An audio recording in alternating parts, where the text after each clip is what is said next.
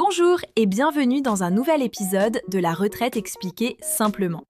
Aujourd'hui, nous allons aborder les conditions d'attribution de la retraite. Il faut savoir que son versement n'est pas automatique. Vous devez impérativement en faire la demande formelle. Ensuite, vous devez avoir atteint l'âge légal requis et justifier d'au moins un trimestre d'assurance. Enfin, la cessation de votre activité professionnelle est généralement exigée pour en bénéficier, tout comme la régularité de séjour pour les assurés étrangers. Bonjour. La retraite en France, c'est un sujet qui nous touche tous, de près ou de loin. Mais est-ce qu'on est vraiment bien préparé ? Aujourd'hui, on va démêler ensemble les conditions essentielles à connaître. Parce que vous le savez, une bonne préparation, ça commence d'abord par une bonne information.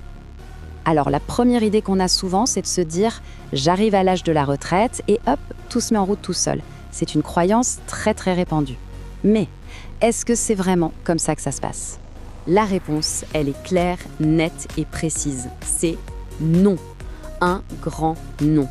C'est vraiment le tout premier mythe qu'il faut absolument déconstruire. La retraite n'est jamais, mais alors jamais, automatique. Et ce n'est pas juste une façon de parler, c'est écrit noir sur blanc dans la réglementation.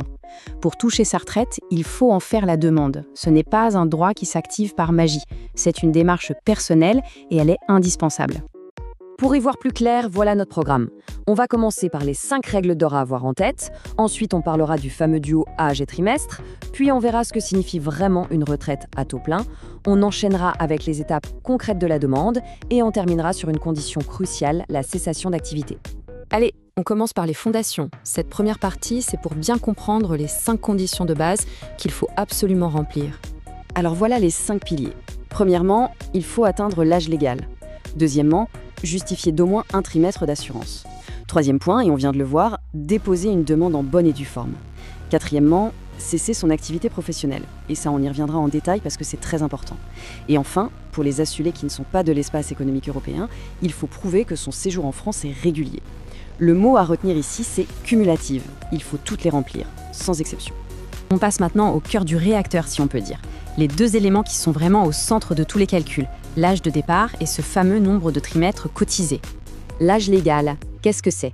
Eh bien, c'est tout simplement l'âge minimum à partir duquel on a le droit de demander sa retraite. Ce qu'il faut bien comprendre, c'est que cet âge n'est pas gravé dans le marbre, pas du tout. Il bouge, il évolue avec les réformes et surtout, il dépend de notre année de naissance. Ce tableau le montre très bien.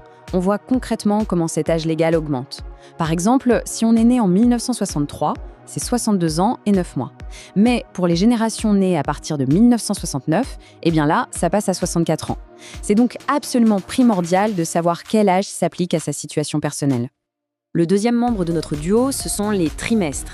En gros, un trimestre est validé à partir d'un certain montant de revenus sur lequel on a cotisé.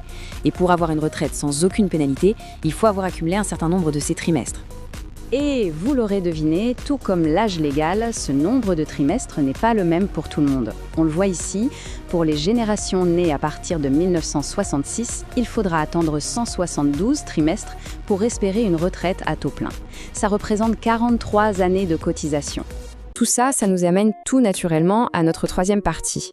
On entend ce terme partout, le taux plein. Mais au fond, qu'est-ce que ça veut dire exactement ? Alors, une retraite à taux plein, c'est assez simple en fait. C'est une pension calculée sans aucune minoration, ce qu'on appelle techniquement une décote. Pour l'obtenir, il faut absolument cocher les 2 cases.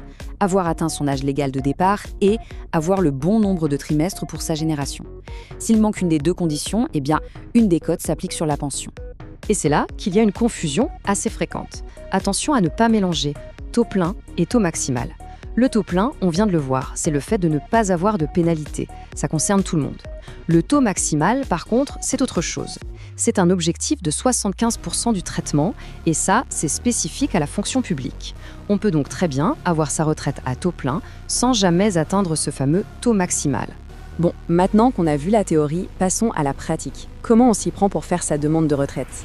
Voyons un peu comment naviguer dans ces démarches administratives. Pour que le dossier soit accepté, il faut bien sûr fournir quelques papiers. Les classiques, pièce d'identité, un RIB, le dernier avis d'imposition, mais aussi des documents plus spécifiques liés à la fin de carrière et à l'arrêt du travail. Le mieux, c'est de les préparer un peu à l'avance, ça simplifie vraiment les choses. Ok, alors les étapes clés. Tout part du formulaire de demande qu'on peut faire en ligne aujourd'hui. Chose toute bête mais essentielle, il faut bien penser à le signer, sinon la demande est rejetée. La date qui fait foi, c'est la date de réception du dossier complet. Et le point de départ de la retraite, ce sera toujours le premier jour d'un mois. Le conseil d'or vraiment, envoyez votre dossier complet au moins 4 mois avant la date où vous voulez partir. Ça vous assure une transition financière sans stress et sans interruption. On arrive à notre dernière section qui porte sur une condition qu'on a tendance à sous-estimer mais qui est pourtant absolument obligatoire, la cessation d'activité. Là, la règle est sans appel. Pour un salarié, si on continue de travailler après la date de départ en retraite qu'on a choisie, la demande est tout simplement rejetée. C'est une condition non négociable. D'ailleurs, les règles se sont durcies avec le temps. Pour une pension qui a démarré depuis 2015, il faut cesser toutes ses activités, qu'elles soient salariées ou indépendantes.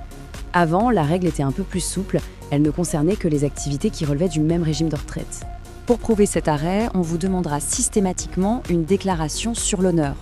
Alors oui, il y a quelques exceptions, mais il faut être très prudent. Ne pas respecter cette règle peut carrément mener à la suspension des paiements. Il est donc hyper important de bien communiquer la date exacte de fin d'activité à sa caisse de retraite. Pour conclure, s'il y a vraiment une seule chose à retenir de tout ça, c'est bien celle-ci. La retraite, ça ne tombe pas du ciel.